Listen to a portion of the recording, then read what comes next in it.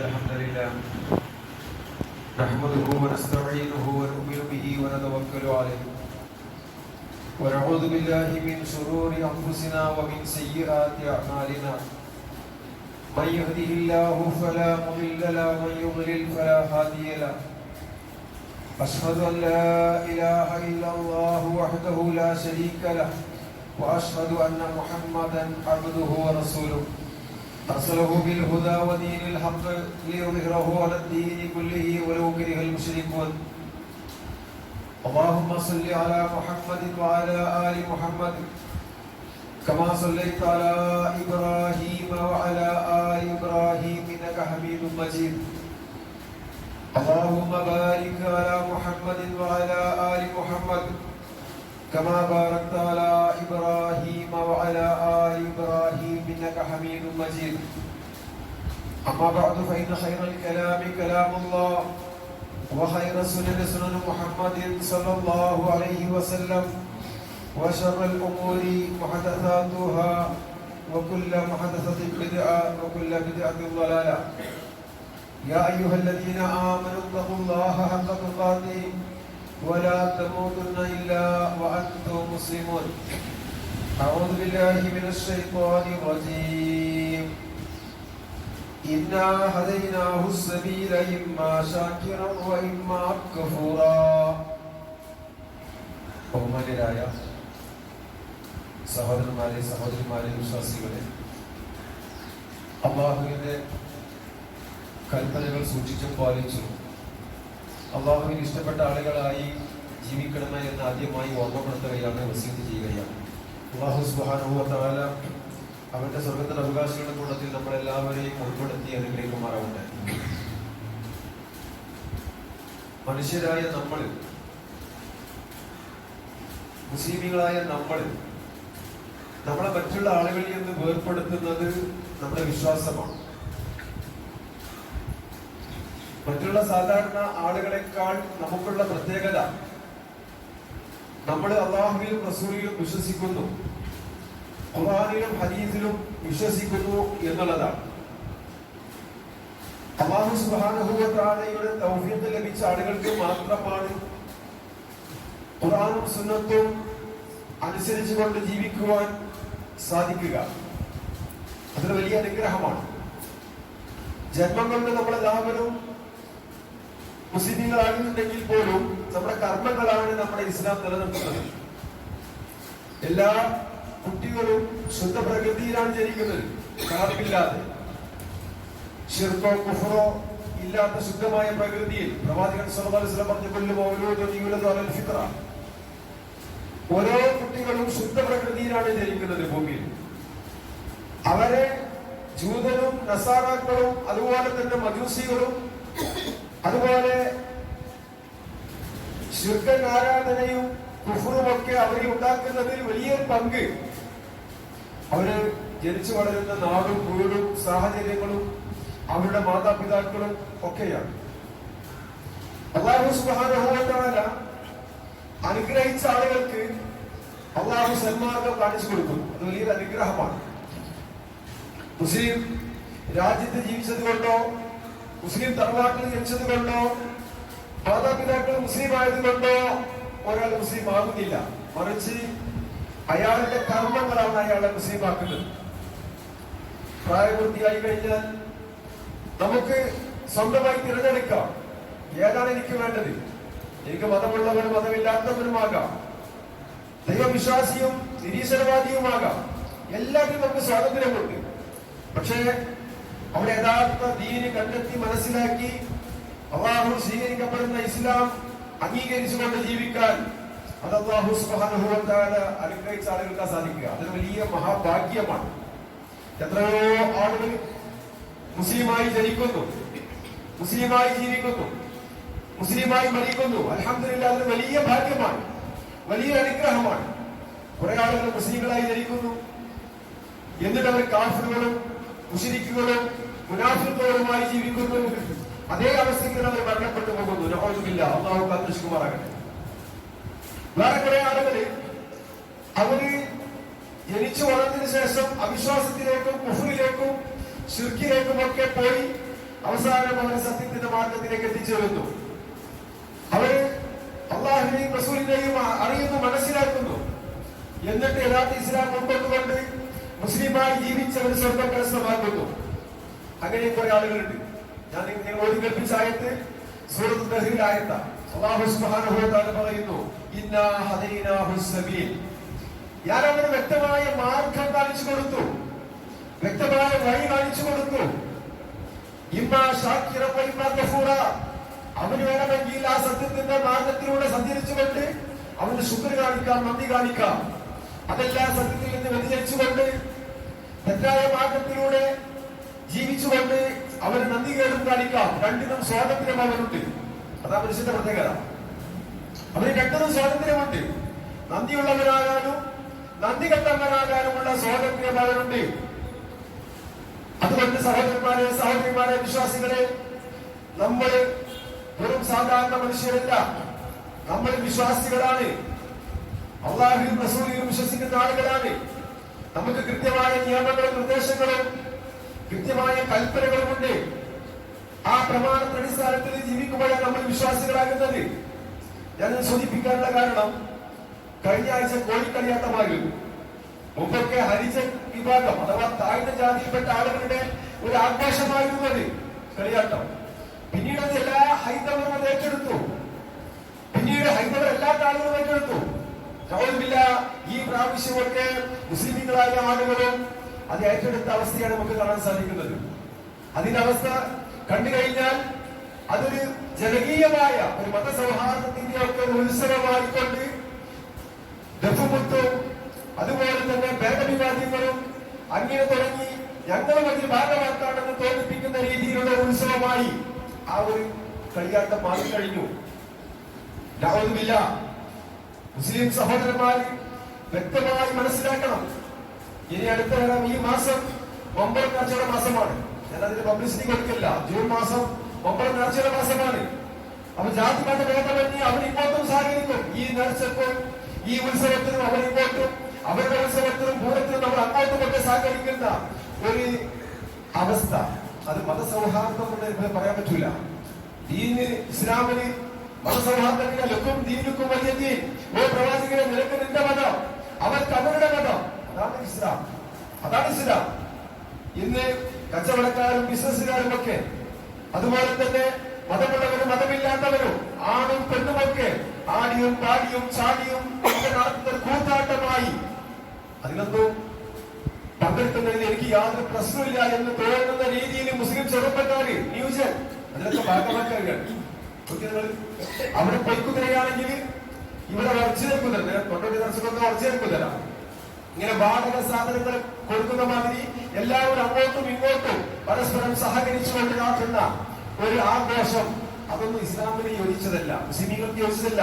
അള്ളാഹുവിന്റെ ഖുർആനിലും സുന്നത്തിൽ വിശ്വസിക്കുന്ന ആളുകൾക്ക് അവർക്ക് വ്യക്തമായ ആഘോഷങ്ങളുണ്ട്. അതാണ് ഇസ്ലാം മുസ്ലിങ്ങൾ ആഘോഷിക്കേണ്ടത്. അവർക്ക് വ്യക്തമായ പ്രമാണങ്ങളുണ്ട്. അതാണ് മുസ്ലിങ്ങൾ ഉൾക്കൊള്ളേണ്ടത്. അതല്ലാതെ പേര് കൊണ്ട് മുസ്ലിം ആയതുകൊണ്ടോ, വെള്ളിയാഴ്ച മാത്രം പള്ളിയിൽ കയറിയത് കൊണ്ടോ, അല്ലെങ്കിൽ മുസ്ലിം തറവാട്ടിൽ ജനിച്ചത് കൊണ്ടോ ഒരാളും ഒന്നാണ് കണക്കിൽ മുസ്ലിം ആവുന്നില്ല എന്ന ഒരു സത്യം നമ്മൾ തിരിച്ചറിയണം.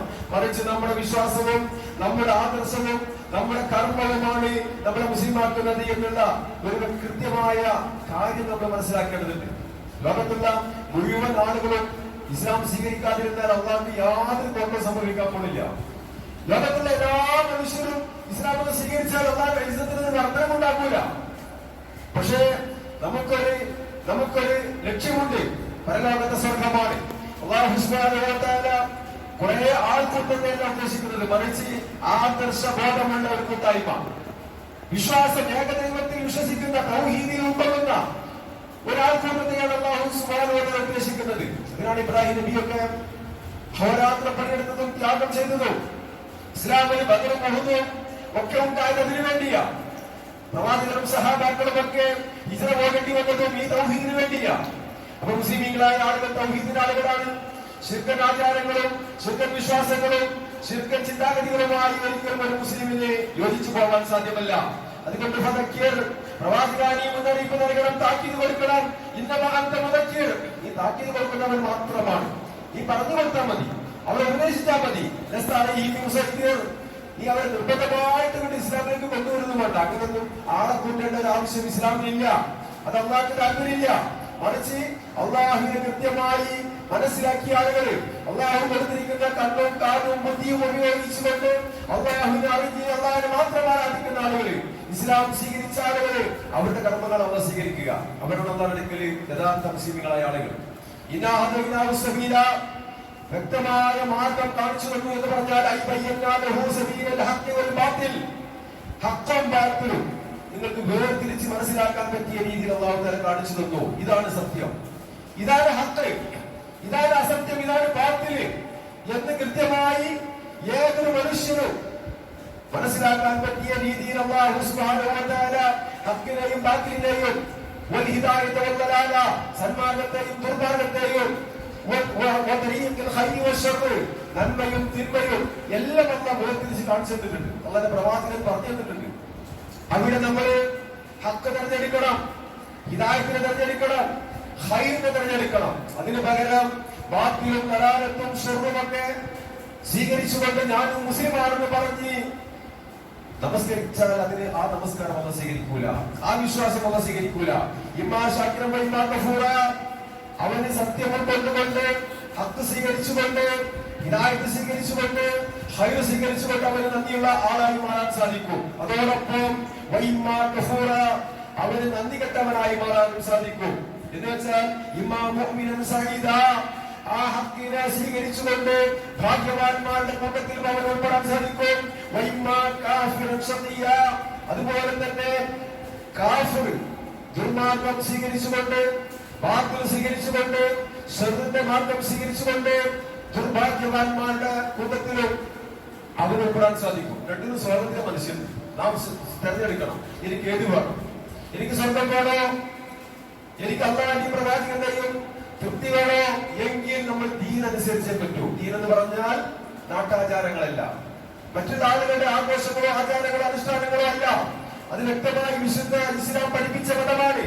പ്രവാചകൻ സല്ലല്ലാഹു അലൈഹി വസല്ലം 23 വർഷക്കാലം കൊണ്ട് സഹാബത്തിനെ പഠിപ്പിച്ച ഈ മാർഗം അത് സ്വീകരിക്കണം.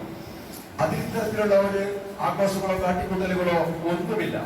സുഹൃത്തുക്കള്, ഈ ജാലങ്ങളിലൊക്കെ നടക്കുന്ന നേർച്ചകള് നമ്മൾ കെട്ടി ഉയർത്തുക, ഖബർ കുമ്മായം ഇടുക, അതുപോലെ അവിടെ നിലവിളക്ക് കത്തിക്കുക, എണ്ണയും തിരിയും നേർച്ചയാക്കുക, ഖബറിനെ പുറപ്പെട്ട് മൂടുക, അതുപോലെ മക്ബറകള് അവിടെ പൂക്കൾ വാരി വിതറുക, ചന്ദ്രതിരി കത്തിച്ചു വെച്ച് അവിടെ ഭജനമിരിക്കുക, മക്ബറകൾ അലങ്കരിച്ച് അലങ്കാര വിളക്കുകൾ സ്ഥാപിക്കുക, നേർച്ചയും ഉത്സവവും ഒക്കെ നടക്കുന്ന ഒരു കേന്ദ്രമാക്കി ജാലങ്ങളെ മക്ബറകളെ മക്കാമുകളെ മാറ്റുക. ഇതൊന്നും ഇസ്ലാം പഠിപ്പിച്ചിട്ടില്ല.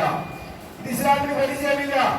അല്ലാഹുവിന്റെ ഖുർആനിലോ പ്രവാചകന്റെ ഹദീസിലോ കാണാൻ സാധ്യമല്ല. സഹാബാക്കൾക്കിടയിൽ അറിയാത്ത കാര്യമാണ്. പക്ഷേ ഇതൊക്കെയാണ് ഇസ്ലാമിന്റെ സിമ്പലായി മാറിക്കൊണ്ടിരിക്കുന്നത്. ഇത് എവിടുന്ന് വന്നു? ഇത് യഹൂദികളുടെ സമ്പ്രദായമാണ്, ജൂതന്മാരുടെ സ്വഭാവമാണ്. അല്ലാഹുവിന്റെ പ്രവാചകൻ പറഞ്ഞു, അല്ലാഹു യഹൂദ വന്നസാറ ഇത്തഖദു ഖുബൂറ അംബിയാഇ മസാജിദ്. ഖബറുകൾ കെട്ടിപ്പൊക്കുക, അവിടെ കുമ്മായം ഇടുക, അവിടെ വചനമിരിക്കുക, ഇങ്ങനെ ജാലവുമായി ബന്ധപ്പെട്ട് നടക്കുന്ന മുഴുവൻ ഏർപ്പാടുകളും ജൂതന്മാരുടെ ഏർപ്പാടുകളാണ്. അതുകൊണ്ട് അല്ലാഹു ജൂതന്മാരെ ശപിച്ചിരിക്കുന്നു എന്ന് വ്യക്തമായി പറയുമ്പോ സഹോദരന്മാരെ, ഇസ്ലാമിൽ ഇല്ലാത്ത ഒരു കാര്യം അത് ജൂതായിസമാണ്. അത് ഷിയാക്കളിലേക്ക് വന്നു. ഷിയാക്കളിൽ നിന്ന് നമ്മുടെ നാട്ടിലെ വ്യാപകമായി പ്രചരിച്ചുകൊണ്ടിരിക്കുക. അപ്പോ ഒരു മുസ്ലിമായ ഒരു മനുഷ്യൻ അയാള് കൃത്യമായി വിശ്വസിക്കേണ്ടതും പ്രവർത്തിക്കേണ്ടതും എല്ലാം ഇസ്ലാമിനെയാണ്, അഥവാ ഖുർആനിനെയും പ്രവാചകന്റെ ചര്യയുമാണ്. ഇസ്ലാമിലില്ലാത്തൊരു കാര്യം പ്രവർത്തിച്ചുകൊണ്ട് ഞാൻ മുസ്ലിമാണെന്ന് പറയുന്നത് യാതൊരു അർത്ഥവുമില്ല. മാത്രമല്ല, ഇത്തരം ചാരവുമായി ബന്ധപ്പെട്ട കാര്യങ്ങളെ സംബന്ധിച്ച് മഹാന്മാർ പറഞ്ഞു, ഇതൊന്നും ഖബറിന് ആവശ്യമില്ല. വിളക്ക് കത്തിക്കലോ അവിടെ പുറപ്പെട്ട് മൂടലോ അവിടെ പൂക്കളുമായി ബന്ധമല്ലോ, ഇത്തരം ഒരു കാര്യങ്ങളും മരിച്ചു കിടക്കുന്ന ഖബറിന് യാതൊരു ആവശ്യവുമില്ല. മയ്യിത്തിന് ആവശ്യമില്ല. അത് വെറുതെ ധനം ദുർവ്യയം ചെയ്യുകയാണ്, അനാവശ്യമായിട്ട് ദൂർത്തടിക്കുകയാണ്. അതുകൊണ്ട് അത് നിഷിദ്ധമാണ്. മാത്രമല്ല, ആ ഖബറിനെ ബഹുമാനിച്ചാൽ, അതിനെ പുറപ്പെട്ട് മൂടിയാൽ, അവിടെ പോയി ഭജനമിരുന്ന് ഖുർആൻ പാരായണം ചെയ്താൽ ആ ഖബറിൽ കിടക്കുന്ന മഹാൻ നമുക്ക് വേണ്ടി ശുപാർശ പറയുമെന്നുള്ള വിശ്വാസം. എന്നിട്ട് അവരോട് സങ്കടങ്ങൾ പറയുക, അവരോട് പ്രാർത്ഥിക്കുക, അവരോട് ആരാധനകൾ പറയുക, അവരിൽ തവക്കലാക്കുക. ഇതൊക്കെ വലിയ ശിർക്കിൽപ്പെട്ടതാണെന്ന് വളരെ വ്യക്തമായി നമ്മൾ മനസ്സിലാക്കണം. ഇതിനൊന്നും യാതൊരു പ്രമാണവും ഇസ്ലാമിലില്ല. അപ്പൊ ഇസ്ലാമിൽ പ്രമാണമില്ലാത്ത, പ്രവാചകരോ സഹാബാക്കൾക്കോ പരിചയമില്ലാത്ത ആരാണ് ഏറ്റവും വലിയ സമുദായം? അത് സഹാബാക്കളാണ്. പ്രവാചകരിൽ നിന്ന് ദീന് നേരിട്ട് കണ്ടുപഠിച്ച് മനസ്സിലാക്കിയ അള്ളാഹുവിന്റെ പ്രവാചകന്റെ സഹാബാക്കൾ, അവർക്ക് ആർക്കും പരിചയമില്ലാത്ത, പ്രമാണങ്ങളില്ലാത്ത ഇത്തരം കാര്യങ്ങള് ആര് ചെയ്താലും അത് മുസ്ലിങ്ങളുമായിട്ട് യാതൊരു ബന്ധമില്ല, ഇസ്ലാമുമായിട്ട് യാതൊരു ബന്ധമില്ല. മാത്രമല്ല അല്ലാഹുവിന്റെ പ്രവാചകൻ പറഞ്ഞില്ല, ഖബറിലേക്ക് തിരിഞ്ഞ് നമസ്കരിക്കാൻ പോലും പാടില്ല, അവിടെ ഇരിക്കാനും പാടില്ല. പ്രവാചകൻ പറഞ്ഞ ഇമാം മുസ്ലിം ഉദ്ധരിക്കുന്ന ഒരു ഹദീസ്, സഹോദരന്മാരെ സഹോദരിമാരെ, വ്യക്തമായി നമ്മൾ മനസ്സിലാക്കണം. കർശനമായി വിരോധിച്ചിരിക്കുന്നു ഖബർ തേച്ച് മിനിക്കുക, കുമ്മായിടുക, സിമന്റൊക്കെ തേച്ചിട്ട് അതിനെ റസൂലുള്ളാഹി വിരോധിച്ചു. റസൂലുള്ളാഹി വിരോധിച്ച പരിപാടിയാണ് ഖബർ ചെത്തിമിരിക്കുക എന്നുള്ളത്. അതുപോലെ അവിടെ ഭജന ഇരിക്കുക, അവിടെ ചെന്ന് ദിക്റുകൾ ചെല്ലുക, ഖുർആൻ പാരായണം ചെയ്യുക, സലാത്ത് ചെല്ലുക, അവിടെ ആരാധന കേന്ദ്രം മാറ്റുക. അത് റസൂലുള്ളാഹി വിരോധിച്ചിരിക്കുന്നു. അതിന്റെ മേലെ കെട്ടിടമുണ്ടാക്കുക, അത് അല്ലാഹുവിന്റെ പ്രവാചകൻ വിരോധിച്ചിരിക്കുന്നു. അവിടെ എഴുതി വെക്കുക, അതൊക്കെ അല്ലാഹുവിന്റെ പ്രവാചകൻ വിരോധിച്ച അവർ ഹദീസിലിടാം. അതുകൊണ്ട് സഹോദരന്മാരെ സഹോദരിമാരെ, ജാറം, അതുപോലെ ദർഗ, അതുപോലെ മഖാം, ഇതൊന്നും ഇസ്ലാം അംഗീകരിക്കാത്ത കാര്യമാണ്. മാത്രമല്ല ഇസ്ലാം അതിനെ വിരോധിച്ചിരിക്കുന്ന കാര്യവുമാണ്. ഖബറുകളൊക്കെ പള്ളിക്ക് ചുറ്റുഭാഗത്തില്ല ഖബർ ഉണ്ടാക്കുന്നത്, അത് വേറെ സ്ഥലത്താണ്. മഖബറ അത് വേറെ. ഖബറിന്റെ മീതെ പള്ളി ഉണ്ടാക്കുന്നതും പള്ളിക്കുള്ളിൽ ഖബർ ഉണ്ടാക്കുന്നതും ഒക്കെ അല്ലാഹുവിന്റെ പ്രവാചകൻ കർശനമായി വിരോധിച്ച കാര്യമാണ്. മാത്രമല്ല പുണ്യം ആഗ്രഹിച്ചുകൊണ്ട് ഏതെങ്കിലും ഖബറുകൾ തേടി പോകാൻ പാടില്ല. പള്ളികൾ തന്നെയും പുണ്യം ആഗ്രഹിച്ചുകൊണ്ട് മൂന്ന് പള്ളികളിലേക്ക് യാത്ര പുറപ്പെടാൻ പാടുള്ളൂ. അതേതാ? റസൂലുള്ളാഹി സ്വല്ലല്ലാഹു അലൈഹി വസല്ലം പറയുന്നു, ഇമാം അബൂ ഹുറൈറ റളിയല്ലാഹു അൻഹു പറയുന്നു, പ്രവാചകൻ പറഞ്ഞില്ല, മൂന്ന് പള്ളികളിലേക്കല്ലാതെ നിങ്ങൾ പുണ്യം ആഗ്രഹിച്ചുകൊണ്ട് യാത്ര പുറപ്പെടരുത്. അതിലൊന്ന് മസ്ജിദ് ആദാ, മദീനയിലുള്ള മസ്ജിദ് നബവിയ. അവിടെ നിസ്കരിച്ചാൽ ഇവിടുത്തെ നിസ്കാരത്തെക്കാൾ 1000 ഇരട്ടി പ്രതിഫലമുണ്ട്. അതേപോലെ രണ്ടാമത്തേത് മസ്ജിദുൽ ഹറാം, മക്കയിലുള്ള കഅബയാണ്, മസ്ജിദുൽ ഹറാമാണ്. ഇവിടെ നമസ്കരിക്കുന്നതിനേക്കാൾ 1,00,000 ഇരട്ടി പ്രതിഫലമുണ്ട്. അതേപോലെ തന്നെ മസ്ജിദുൽ അഖ്സ, ബൈത്തുൽ മുഖദ്ദസിലുള്ള മസ്ജിദുൽ അഖ്സ. ഈ മൂന്ന് പള്ളികളിലേക്കല്ലാതെ പുണ്യം ആഗ്രഹിച്ചുകൊണ്ട് യാത്ര പുറപ്പെടാൻ മുസ്ലിമീങ്ങൾക്ക് പാടില്ല എന്ന് പറയുമ്പോൾ പിന്നെ ജാറകളിലേക്ക് എങ്ങനെ യാത്ര പുറപ്പെടാൻ പറ്റുക? പുണ്യം ആഗ്രഹിച്ചുകൊണ്ട് പള്ളി തെറ്റാണെങ്കിൽ ജാറത്തിലേക്ക് പോകലും തെറ്റല്ലേ? ജാറത്തിൽ ഇസ്ലാമില്ലല്ലോ, ജാറതല്ല. ജാറത്തിലേക്ക് പോകലും അവിടെ നടക്കുന്ന മുഴുവൻ കർമ്മങ്ങളും എവിടെയാണ് ഇസ്ലാം? എവിടെയാണ് പ്രമാണം? ഖുർആനിലെ ഹദീസിലെയോ അടിസ്ഥാനമുണ്ടോ? ഇല്ല. അദ്ദേഹം പറയുന്നു, ഇതൊക്കെ ജാഹിലിയ്യ കാലത്ത് ഏർപ്പാടായിരുന്നു. പ്രവാചകൻ വരുന്നതിന് മുമ്പ് ജാഹിലിയ്യ കാലത്തുണ്ടായിരുന്ന ശിർക്ക് ഏർപ്പാടുകളായിരുന്നു ഇത്തരം പ്രവർത്തനങ്ങൾ എന്ന് പറയുമ്പോൾ, സഹോദരന്മാരെ സഹോദരിമാരെ, ഇതുപോലുള്ള മഖാമുകളും നേർച്ചകളും ഉത്സവങ്ങളും ആഘോഷങ്ങളും ഒക്കെ അതുമായി ഇസ്ലാമിന് ഒരു ബന്ധവുമില്ല എന്നുള്ള സത്യം നമ്മൾ മനസ്സിലാക്കുക. യഥാർത്ഥത്തിൽ ഖബർ സിയാറത്ത് സുന്നത്താണ്, അല്ലാഹുവിന്റെ പ്രവാചകൻ പഠിപ്പിച്ചതാണ്. ആ പഠിപ്പിച്ച രീതിയിൽ ആ ഖബറാളുകൾക്ക് വേണ്ടി അല്ലാഹുവിനോട് പ്രാർത്ഥിക്കാനാണ് പോകുന്നത്. നമ്മുടെ ആവശ്യങ്ങൾ അങ്ങോട്ട് പറയാനല്ല, നമ്മുടെ സങ്കടങ്ങൾ അവരെ ബോധിപ്പിക്കാനല്ല, മറിച്ച് അവർക്ക് വേണ്ടി പ്രാർത്ഥിക്കുക. എന്താ പ്രാർത്ഥന? അതും ഒരു ഖബർ തെരഞ്ഞു പോകാൻ പറഞ്ഞിട്ടില്ല. ഖബറുകള്, മഖ്ബറകള്, അവിടെ പോയിട്ട് സലാം പറയണം. അസ്സലാമു അലൈക്കും മുസ്ലിമീൻ, ഖബറുകളിൽ അന്ത്യവിശ്രമം കൊള്ളുന്ന മുഴുവൻ വിശ്വാസികളെ നിങ്ങൾക്ക് അല്ലാഹുവിന്റെ സലാം ഉണ്ടാകട്ടെ. നിങ്ങൾ അവിടെ നമ്മുടെ മാതാപിതാക്കൾ ഉണ്ടാവാം, മക്കളുണ്ടാവാം, കുടുംബക്കാരുണ്ടാകാം, അയൽവാസികളുണ്ടാകാം, അല്ലാത്തവരുണ്ടാകാം, എല്ലാവർക്കും ഒരുമിച്ച് സലാം പറയുക. അതെന്തിനാ? അത് നമ്മുടെ മനസ്സിന് ഈമാൻ വർദ്ധിക്കാൻ വേണ്ടി, നമുക്ക് പരലോകത്തെ ചിന്ത ലഭിക്കാൻ വേണ്ടി, നമുക്ക് മരണത്തെ ഓർക്കാൻ വേണ്ടി, നമ്മുടെ കണ്ണുകൾക്ക് കണ്ണുനീര് പൊഴിക്കാൻ വേണ്ടി, നമ്മുടെ ഹൃദയങ്ങൾ ലോലമാകാൻ വേണ്ടി നിങ്ങൾ ഖബർ സിയാറത്ത് ചെയ്തോളൂ. റസൂലുള്ളാഹി സ്വല്ലല്ലാഹു അലൈഹി വസല്ലം ഇന്ന് അങ്ങനെ ചെയ്യണത്. ഇന്ന് ഖബർ തേടി പോവുക, ഒറ്റപ്പെട്ട ഖബറുകൾ തേടി പുറപ്പെടുക, ഇസ്ലാം വിരോധിച്ചിരിക്കുന്ന കാര്യമാണ്. അതുകൊണ്ട് അവിടെ നടക്കുന്ന നേർച്ചകളോ ആഘോഷങ്ങളോ അവിടെ നടക്കുന്ന ഉത്സവങ്ങളോ ഇതിനൊന്നും ഇസ്ലാമിന് ഒരു ബന്ധമില്ല നമ്മൾ മനസ്സിലാക്കുക. ഇസ്ലാം വളരെ പവിത്രമാണ്. അള്ളാഹുവിന്റെ പ്രവാചകൻ 23 വർഷക്കാലം ജീവിച്ച് മാതൃക കാണിച്ച ആ ഒരു മാതൃകയാണ് നമ്മൾ പിൻപറ്റേണ്ടത്. അപ്പൊ നമ്മൾ പ്രവാചകൻ അനുയായികളായി മാറുക. നമ്മൾ ഖുർആന്റെ ആളുകളാണ്. അപ്പൊ ഖുർആനിന്റെ ആയത്തുകളും റസൂലുള്ളാഹിന്റെ ഹദീസുകളും ഒക്കെ പഠിച്ചു മനസ്സിലാക്കി സ്വീകരിച്ചത് ഉൾക്കൊള്ളുമ്പോഴാണ് നമ്മൾ വിശ്വാസികളായി മാറുക.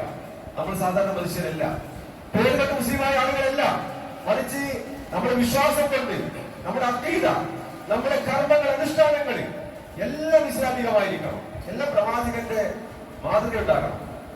ഖുർആന്റെയും ഹദീസിന്റെയും പിൻബലത്തിലായിരിക്കണം നമ്മുടെ പ്രവർത്തനങ്ങൾ, നമ്മുടെ വിശ്വാസങ്ങൾ. അപ്പോഴാണ് നമ്മൾ മുസ്ലിം ആവുക, അപ്പോഴാണ് നമ്മൾ കർമ്മങ്ങളെ സ്വീകരിക്കുക. അതുകൊണ്ട് സാധാരണ മനുഷ്യർക്ക് എന്തുമാവാം. പ്രത്യേകിച്ച് നമ്മൾ ഇന്ത്യ രാജ്യത്താണ് ജീവിക്കുന്നത്, ബഹുസ്വര സമൂഹത്തിലാണ് ജീവിക്കുന്നത്. പല മതക്കാരും ഈ നാട്ടിലുണ്ട്, പല ആഘോഷങ്ങളും പല ആചാരങ്ങളും പല അനുഷ്ഠാനങ്ങളും നമ്മൾ കാണുന്നുണ്ട്. അതെല്ലാം വാരി പുറകേണ്ട ആളുകളെല്ലാം മുസ്ലിമീങ്ങൾ. മുസ്ലിമീങ്ങളെ സംബന്ധിച്ചിടത്തോളം കൃത്യമായ ആദർശം, കൃത്യമായ പ്രമാണം, കൃത്യമായ വേദഗ്രന്ഥം എല്ലാം ഉള്ള ആളുകളാണ്. അതിന്റെ രാവ് പകൽ പോലെ പ്രകാശപൂരിതമാണ്. ആർക്കും പറഞ്ഞു കൊടുക്കാൻ പറ്റിയ രീതിയിൽ, ആരെയും കേൾപ്പിക്കാൻ പറ്റിയ രീതിയിൽ ഇസ്ലാമിന്റെ വ്യക്തവും കൃത്യവുമായ നിയമനിർദ്ദേശങ്ങൾ അത് സൂക്ഷിച്ചും പാലിച്ചും ജീവിക്കുമ്പോഴാണ് നമ്മൾ മുഅ്മിനാവുന്നത്, നമ്മൾ വിശ്വാസികളാകുന്നത്. അതുകൊണ്ട് നമ്മുടെ ഈമാൻ ഒരിക്കലും ചോർന്നുപോകാൻ പാടില്ല. ഈ ദുനിയാവിലെ ജീവിതത്തിൽ പലതും കാണും, പലതും കേൾക്കും, പക്ഷെ അതിന്റെ ഒരു പിന്നാലെ പോകാൻ മുസ്ലിമീങ്ങൾക്ക് പാടില്ല. മുസ്ലിമീങ്ങൾ കൃത്യമായി വ്യക്തമായി ഇസ്ലാമിന്റെ നിർദ്ദേശങ്ങൾ അനുസരിച്ച് ജീവിക്കുമ്പോൾ മാത്രമാണ് നാം ഇസ്ലാം മതമായി തിരഞ്ഞെടുത്തതിൽ അർത്ഥമുള്ളൂ. നമ്മൾ ഓരോ ദിവസവും പറയുന്നുണ്ടല്ലോ, റളീതു ബില്ലാഹി റബ്ബാ വബിൽ ഇസ്ലാമി ദീനാ വബിമുഹമ്മദിൻ സ്വല്ലല്ലാഹു അലൈഹി വസല്ലം നബിയ്യാ. അല്ലാഹുവിനെ റബ്ബായി കൊണ്ട് ഞാൻ തൃപ്തിപ്പെട്ടിരിക്കുന്നു. അത് പറയണമെങ്കിൽ അല്ലാഹുവിനെ അറിഞ്ഞാൽക്കേ പറയാൻ പറ്റുള്ളൂ. അല്ലാഹുവിനെ കൃത്യമായി അറിഞ്ഞ് മനസ്സിലാക്കിയ ആളുകൾക്ക് അവർക്ക് പറയാം റളീതു ബില്ലാഹി റബ്ബാ. അത് അല്ലാഹു സ്വീകരിക്കും. വബിൽ ഇസ്ലാമി ദീനാ, ഇസ്ലാമിനെ മാത്രമാണ് ഞാൻ ദീനായി അംഗീകരിക്കുന്നത് എന്ന് പറയുന്ന ഒരാൾ ഇസ്ലാം അല്ലാത്തൊരു കാര്യത്തെ ദീനിലേക്ക് കൊണ്ടുവരുമ്പോ ആ പറയുന്നതിൽ ഒരു അർത്ഥമില്ല. അപ്പൊ ഇസ്ലാം എന്താന്ന് പഠിക്കണം, അത് മനസ്സിലാക്കണം, എന്നിട്ട് അതിന്റെ ആളുകളായി ജീവിക്കണം. അങ്ങനത്തെ ഒരാൾക്ക് പറയാം വബിൽ ഇസ്ലാമി ദീനാ, അല്ലാഹുവേ ഇസ്ലാമിനെയാണ് ഞാൻ ദീനായി തെരഞ്ഞെടുത്തത് എന്ന് അയാൾക്ക് പറയാം. അതേപോലെ നബി മുഹമ്മദിൻ സ്വല്ലല്ലാഹു അലൈഹി വസല്ലം നബിയ്യ, പ്രവാചകനെയാണ് ഞാൻ, മുഹമ്മദിനെയാണ് ഞാൻ പ്രവാചകനായി തിരഞ്ഞെടുത്തിരിക്കുന്നത് എന്ന് പറയണമെങ്കിൽ ആ പ്രവാചകൻ കാണിച്ച കാര്യങ്ങളെ നമ്മൾ ചെയ്യാൻ പാടുള്ളൂ. ആ പ്രവാചകൻ പറഞ്ഞ കാര്യങ്ങൾ നമ്മൾ സ്വീകരിക്കാൻ പാടുള്ളൂ. പ്രവാചകൻ കാണിക്കാത്ത, പ്രവാചകൻ പറയാത്ത, പ്രവാചകൻ നിർദ്ദേശമില്ലാത്ത, പ്രവാചകൻ വിരോധിച്ചിരിക്കുന്ന കാര്യങ്ങള് പ്രവർത്തിച്ചുകൊണ്ട് ഞാനും പ്രവാചകന്റെ ആളാണ്, ഞാനും ഖുർആനിന്റെ ആളാണ്, ഞാനും മുസ്ലിമാണ് എന്ന് പറയുന്നതിൽ ഒരർത്ഥമില്ല. നാട്ടുകാരെ പറ്റിക്കാൻ പറ്റും, പക്ഷെ അള്ളാഹുവിനെ അയാൾ മുസ്ലിം ആവൂല. അതുകൊണ്ട് വളരെ ശ്രദ്ധിക്കണം. ഈമാൻ എന്ന് പറയുന്നത് യസീദു വയൻഖുസു, അത് ഏറ്റക്കുറച്ചിലുകൾ സംഭവിക്കും, അത് ഏറിക്കൊണ്ടിരിക്കും, കുറഞ്ഞുകൊണ്ടിരിക്കും. അതുകൊണ്ട് ഈമാൻ ഒരിക്കലും നഷ്ടപ്പെടുത്താതെ ഉറച്ച ഈമാന്റെ ആളുകളായി നമ്മൾ മാറുക. ഈമാനിൽ ഏറ്റവും പ്രധാനവും ലാ ഇലാഹ ഇല്ലല്ലാഹയാണ്. അല്ലാഹു അല്ലാതെ ആരാധ്യനില്ല. ആരാധനകൾ മുഴുവൻ അല്ലാഹുവിന് മാത്രം അർപ്പിക്കണം. അതാണ് തൗഹീദ്, അവനാണ് മുവഹ്ഹിദ്. അതിനുവേണ്ടി പണിയെടുക്കുമ്പോൾ, ത്യാഗം ചെയ്യുമ്പോൾ അവനാണ് മുജാഹിദ്, അവനാണ് മുത്തഖി. ആ വിഷയത്തിൽ കടുത്ത ഈമാനും തഖ്വയും ഉണ്ടാകുമ്പോൾ മുത്തഖിയും മുഅ്മിനുമായി മാറി. അങ്ങനെയുള്ള ആളുകൾക്കാണ് അല്ലാഹു സുബ്ഹാനഹു വ തആല സ്വർഗ്ഗം വാഗ്ദാനം ചെയ്യുന്നത്. അല്ലാഹുവിന്റെ വിശാലമായ സ്വർഗ്ഗം. ആ ദീന് അനുസരിച്ചുകൊണ്ട് ഭൂമിയിൽ കഷ്ടപ്പെട്ട് പ്രയാസപ്പെട്ട് എല്ലാ സുഖസൗകര്യങ്ങളും വെടിഞ്ഞുകൊണ്ട് ദീനനുസരിച്ച് ജീവിച്ചവർക്ക് അല്ലാഹു അതിവിശാലമായ സ്വർഗം തയ്യാറാക്കി വെച്ചിരിക്കുന്നു. സഹോദരന്മാരെ, നഷ്ടപ്പെടുത്തിക്കൂടാ. അതുകൊണ്ട് ജാഗ്രതയോടുകൂടി ജീവിക്കണം. ഇസ്ലാം അറിഞ്ഞു അംഗീകരിച്ച് ജീവിക്കണം. അല്ലാഹു സുബ്ഹാനഹു വ തആല തൗഫീഖ് നൽകി അനുഗ്രഹിക്കുമാറാകട്ടെ.